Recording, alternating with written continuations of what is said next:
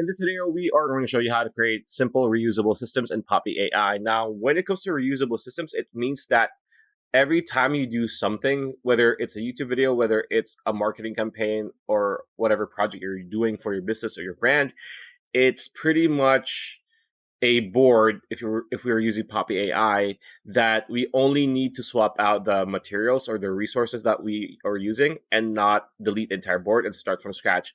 What does that mean? It means that we're going to have things grouped up to be more organized and not cluttered. So this is going to be an example for, say, video creation or content creation, right? So we have brand voice, which is going to be, if you're a YouTube video, maybe your highest performing YouTube videos put here, so that the Poppy chat can analyze how things work, how is your voice, how do you narrate stuff, etc., etc. Reference files, this is going to be where, for example, you want to create, you want to trend jack, right? Like there's a new trend going on and there's only a few people creating that type of content. You put all the existing content here, and then lastly, scripts. This is going to be where we were going to put our scripts that we've created if you're not creating your scripts in Poppy chat, which you can 100% do. And this connected to your Poppy chat LLM here, and you can just prompt everything the way you prompt, well, normal stuff. So you can say, I want you to use the resources to be consistent and use the brand voice group to have the same consistent voice for every project we create.